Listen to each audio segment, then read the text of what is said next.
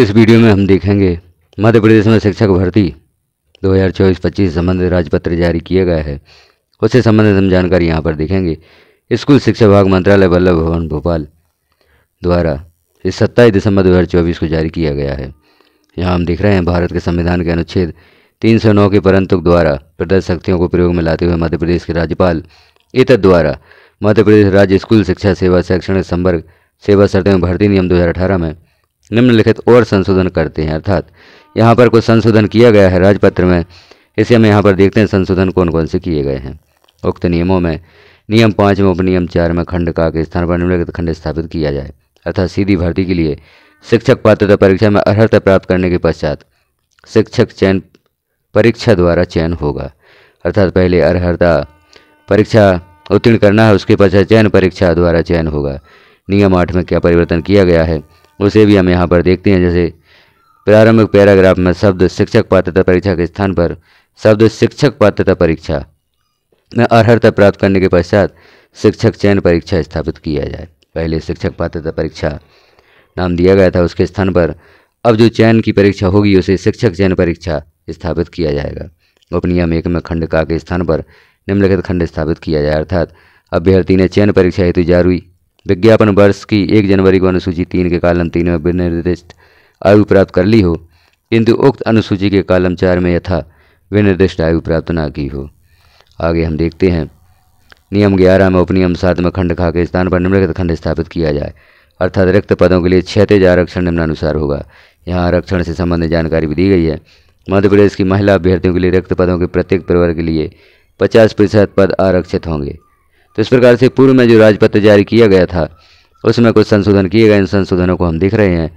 अगला है भूतपूर्व सैनिकों के लिए रिक्त पदों के प्रत्येक प्रवर्ग के लिए 10% पद आरक्षित होंगे।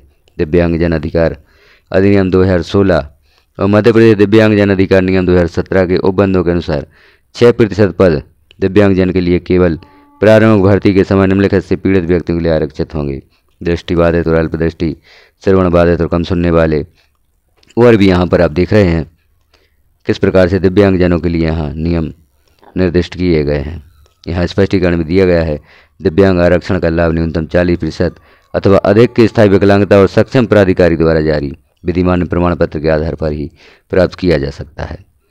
अब यहाँ और भी हम देख रहे हैं जानकारी। सीधी भर्ती के लिए शिक्षकों के रिक्त पदों के प्रत्येक प्रवर्ग के लिए कुल उपलब्ध रिक्तियों की 50% रिक्तियाँ ऐसे अतिथि शिक्षकों के लिए आरक्षित होंगी जिन्होंने न्यूनतम 3 शैक्षणिक सत्रों और न्यूनतम 200 दिवस के लिए, यहाँ अतिथि शिक्षकों से संबंधित भी जानकारी दी गई है, 50% उन्हें आरक्षण दिया गया है। लेकिन वह अतिथि जो न्यूनतम 3 शैक्षणिक सत्रों और न्यूनतम 200 दिवस के लिए मध्य प्रदेश शासन द्वारा संचालित शासकीय विद्यालय में अतिथि शिक्षक के रूप में कार्य किया हो, परंतु अतिथि शिक्षकों के लिए आरक्षित पदों की पूर्ति नहीं हो पाने की स्थिति में रिक्त पदों को अन्य पात्र अभ्यर्थियों द्वारा भरा जाएगा। स्पष्टीकरण दिया गया है। न्यूनतम 3 शैक्षणिक सत्र केवल तभी पूर्ण माने जाएंगे जब प्रत्येक सत्र में न्यूनतम 30 दिवस अतिथि शिक्षक के रूप में कार्य किया गया हो। इसके अलावा 3 सत्रों का कुल अध्यापन अनुभव न्यूनतम 200 दिवस होगा। अन्य किसी ऐसे प्रवर्ग के लिए जैसा कि शासन द्वारा समय समय पर अधिसूचित किया जाए। विद्यमान अनुसूची 1, अनुसूची 2, अनुसूची 3 एवं अनुसूची 4 के स्थान पर निम्नलिखित अनुसूचियाँ स्थापित की जाएँ। तो यहाँ जैसे आप देख रहे हैं अनुसूचित 1 नियम 6 तथा 4 देखिए शैक्षणिक संवर्ग। अब आप यहाँ देख रहे हैं यहाँ पदों के नाम दिए गए हैं, पदों की संख्या दी गई है, वर्गीकरण दिया गया है, वेतनमान, नियुक्ति प्राधिकारी व अभियुक्तियाँ। जैसे प्राचार्य हाई स्कूल या उप प्राचार्य, इसके 11 पद 1114 पद यहाँ पर स्वीकृत हैं। वर्गीकरण द्वितीय श्रेणी है। वेतनमान भी दिया गया है। नियुक्ति प्राधिकारी होंगे आयुक्त लोक शिक्षण। उच्च माध्यमिक शिक्षक के 48,223 पद द्वितीय श्रेणी, यहाँ वेतनमान भी दिया गया। प्रधान अध्यापक माध्यमिक शाला 250 पद, यह भी द्वितीय श्रेणी। अब यहाँ पर इससे स्पष्ट होता है कि प्राचार्य हाई स्कूल या उपाचार्य, उच्च माध्यमिक शिक्षक और प्रधान अध्यापक माध्यमिक शाला, इनका भी चयन परीक्षा के माध्यम से होगा। माध्यमिक शिक्षक खेल, यहाँ सभी के लिए पद संख्या दी गई है। आप यहाँ पर देख सकते हैं जैसे माध्यमिक शिक्षक के लिए 99,157 पद, माध्यमिक शिक्षक खेल के लिए 931 पद, माध्यमिक शिक्षक संगीत गायन या वादन या नृत्य इनके लिए 700 पद हैं। वेतनमान भी साथ में दिया गया है। माध्यमिक शिक्षक सूचना प्रौद्योगिकी, यह प्रक्रिया अधीन के लिए पद अभी निश्चित नहीं है। प्रधान अध्यापक प्राथमिक शाला के लिए 250 पद हैं। इनकी नियुक्ति जिला शिक्षा अधिकारी करेंगे। प्राथमिक शिक्षक 1,31,152 पद जिला शिक्षा अधिकारी नियुक्तिकर्ता होंगे। और प्राथमिक शिक्षक खेल 860 पद। और प्राथमिक शिक्षक विज्ञान पूर्व पद नाम प्रयोगशाला शिक्षक। तो यहाँ पर विज्ञान शिक्षकों के लिए माध्यमिक या हम कहें वर्ग 2 के पद अभी नहीं दिए गए थे, लेकिन उनके लिए मौका है। प्रयोगशाला सहायक में वह या प्रयोगशाला शिक्षक में अपना आवेदन कर सकते हैं। इसके लिए 8,515 पद यहाँ पर स्वीकृत किए गए हैं। इनकी भी नियुक्ति जिला शिक्षा अधिकारी द्वारा होगी। प्राथमिक शिक्षक संगीत गायन या वादन के पद दिए गए। आप सभी के पद यहाँ पर देख रहे हैं। किस पद के लिए कितनी संख्या यहाँ पर स्वीकृत हुई है। प्राचार्य हाई स्कूल या उपप्राचार्य 1,114। उच्च माध्यमिक शिक्षक के 48,223 पद। भरे जाने वाले पदों की संख्या का प्रतिशत है। सीधी भर्ती द्वारा 50% और पदोन्नति द्वारा प्राचार्य हाई स्कूल के 100% पद पदोन्नति द्वारा भरे जाएंगे। और उच्च माध्यमिक शिक्षक के पद यहाँ पर सीधी भर्ती द्वारा 50% और पदोन्नति द्वारा 50%। तो जैसे हमने ऊपर देखा था कि प्राचार्य हाई स्कूल या उपप्राचार्य के पदों की संख्या दी गई थी, तो यहाँ पर इनके पद पदोन्नति के द्वारा भरे जाएंगे।